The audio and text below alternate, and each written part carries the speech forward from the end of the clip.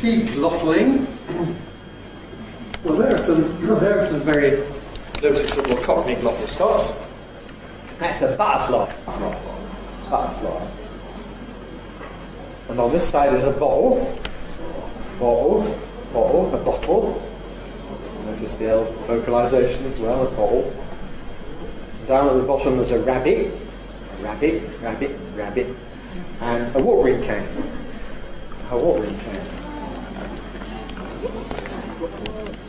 Of course, you might also get an assimilation there, so that the alveolar becomes velar after all. Watering can.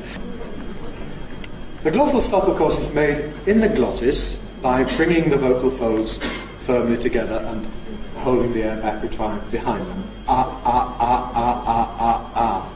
It is therefore a kind of plosive.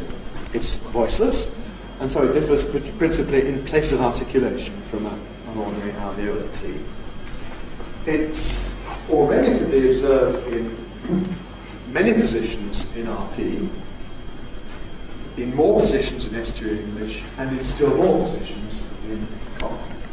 So it's a matter of which environments we get it in. Now these intervocalic environments, like butterfly and bottle, they are the most Cockney ones. Those you get in Cockney, but not really in the other varieties. If there's a word boundary, get off, then that's already into Estuary English. And indeed, if you listen carefully to your tutors, there's at least one of them that I've heard using glottal stops in that environment, get off for get off, at a word boundary. If you come to non-intervocalic environments where the following sound is a consonant, there, if the following sound is an obstruent, a strong consonant, I think you'll find this in RP without any doubt. So in words like football, that glottal stop for T is well established, football. Also, before nasals, if we have a word like atmosphere, certainly that's my normal pronunciation. I have a careful variant, atmosphere, but I don't normally say atmosphere with nasal release noise. I normally say atmosphere with a glottal stop. Atmosphere. At the end of a word like quite good, that's perfectly normal RP. Quite, glottal stop, good. Quite good.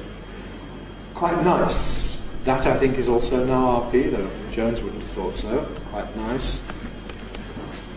Quite long, likewise, before an L. Quite well before a semivowel. Even that seems to me now to be perfectly okay, at least in casual RP. Quite well, quite young. Quite right, yeah. That goes with quite long. Liquids, yes, quite right.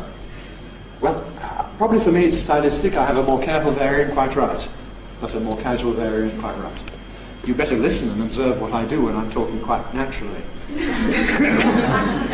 I did pause on that one, so you need to. Estuary English has got another variant, another possibility there, and that's a voiced T, like Americans use. Now Americans, may say things like butter for butter. So as well as Cockney ba, you can also hear butter.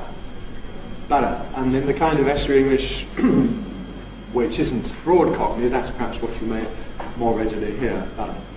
Silly, rather than city, or city. In fact, there's a whole range of possibilities in London. RP is city.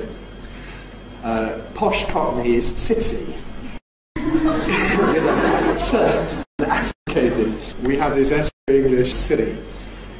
And we have a fairly broad Cockney city. And the broadest Cockney appears to be just creaky voice, C. James